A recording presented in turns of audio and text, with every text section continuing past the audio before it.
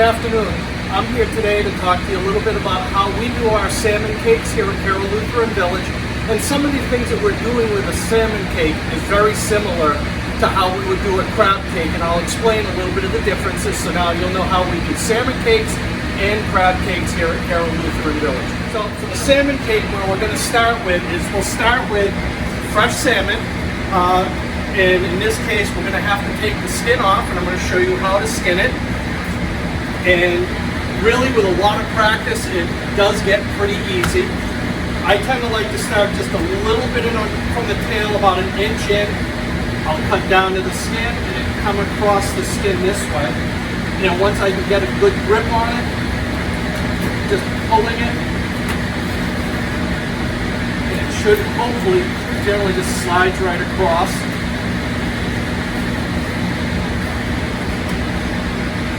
And when it comes out right, it'll come off in one piece. And I like to flip it over and just make sure I've got it all off. Once we've skinned the salmon, the other important thing to feel for is the pin bones. Usually you'll find bones either in the front here where the head was, and then along the back side, you want to feel for the pin bones that run in there. I'll take the fat off of this. Then what we'll do with the salmon at this point, we can either bake it to cook it, or we usually will steam it so that it's cooked. You could also use canned salmon, in which case when you take the salmon out of the can, you'll feel through it and remove all the bones at that point. After that has all been done, what I have here is about a pound of already cooked salmon. Just slide this out of the way. So we'll start with a pound of cooked salmon. Then what we'll also be doing, we add diced peppers. And there's a couple of different ways that you can dice a pepper, and I'll show you both ways. For me, depending upon which way, everybody has their own way that they're a little more comfortable with. Easiest way for me, I will just take it, cut right around the core like so, and then take the tip off like that. I like to lay it flat, removing the pith, the white part on the inside. It adds a little bitterness when you dice it, and it's cooked in there. So then when that's all removed, I'll lay it skin side up, and then I'm just going to cut down into thin strips.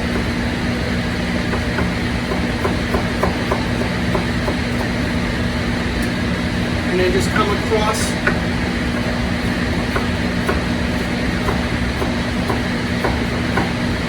and there we have some diced red peppers. The other way to dice it, in the case of the green pepper, is I'll take the top and the bottom off. I'll make a slit down through, and then I just cut right along the inside edge of the skin. As such, removing also the white part, and it just leaves me the whole strip of a pepper this way to come across. And a similar thing, just come down and quick little strips, turn the strip sideways,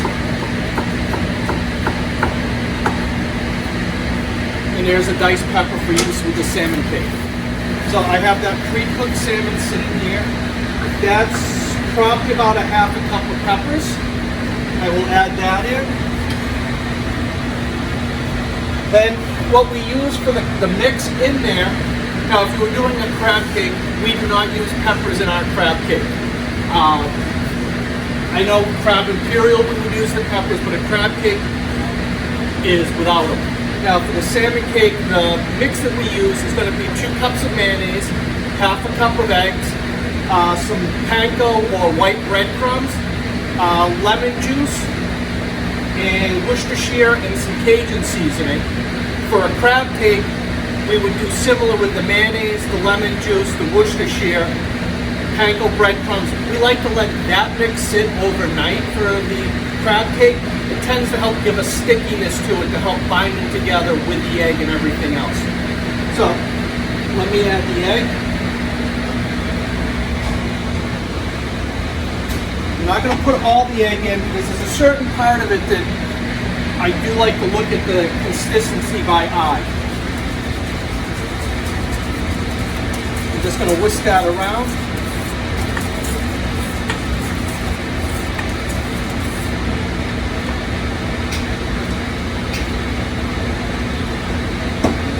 So it will be the half a cup of egg added into that.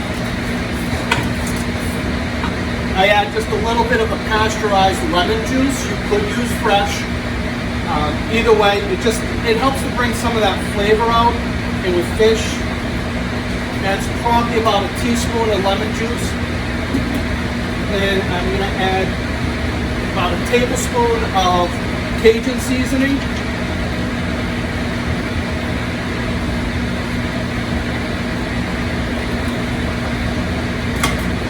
And then a dash of Worcestershire, which adds some of the salt and brings out a little bit more of the flavor as well.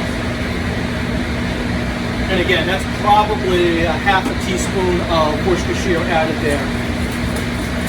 I like to mix it all together in the sauce rather than with the salmon, because that way, if you've ever been cooking at home, sometimes you don't always get everything mixed in and you'll reach a pocket of a spice that wasn't dissolved.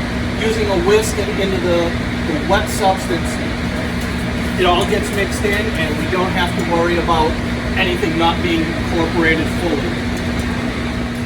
So I'll add about 3/4 of the mix in. I don't like them too wet and too runny, so I can always add more. I can never take it back once it's been added. And I like to mix it by hand. Allows me to break it up. I don't want to break it up so it's fully mush. I like the chunks still to be within the crab meat, or even with the salmon cake as well. Some people, you could mix it with a mixer if you would prefer not to use your hands. But I just take it, I'm going to break the salmon apart a little bit, working it with my hands.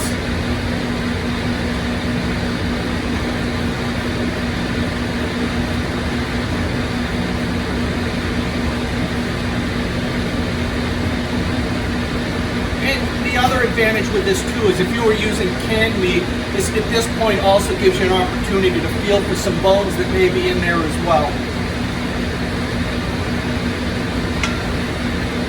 And once I got it all mixed,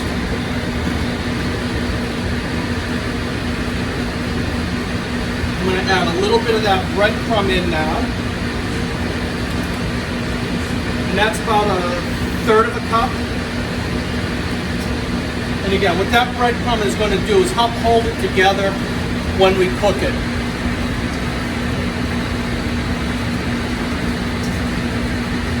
And there's a couple of different ways that we can cook the salmon cake.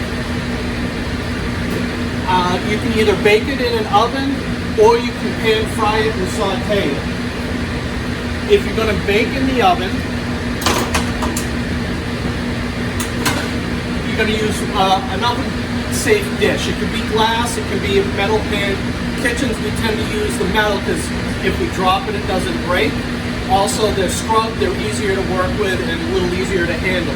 So I'm going to put just a tiny bit of oil down. I'm going to take a scoop of the salmon cake mix.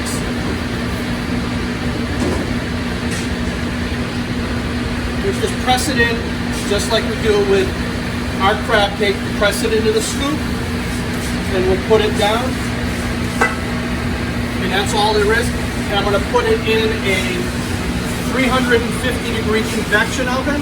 If you were to do an oven at home, a regular conventional oven as we call it, you'd actually increase the temperature by 50, so then it would be a 400-degree conventional oven. And it'll be about 20 minutes in that oven, where we'll do about 15 minutes in a convection oven. Now the other way to do it, we can also pan saute that. And what I will do is I'll take the saute pan, put it on the burner. I like to let the pan heat up a bit first before I add the oil. I've been taught that it helps prevent sticking. You could also use a non-stick pan as well. Now the only difference here, when I scoop this, I'm actually going to flatten it down a bit so it's not quite as thick going into the saute pan. I'm going to take a little bit of oil now. That pan should be hot. And that looks good. As you can see, when the oil hit the pan, it sort of does a little bit of a ripple and a shimmy effect to it. It tells me my pan's gotten hot now. I'm going to take my crab cake. When you place stuff into a pan with oil in it, always drop from you and going away from you so that if the oil splashes, it never comes back at you, burning you. So I lay that edge down and we'll place it into the pan as such.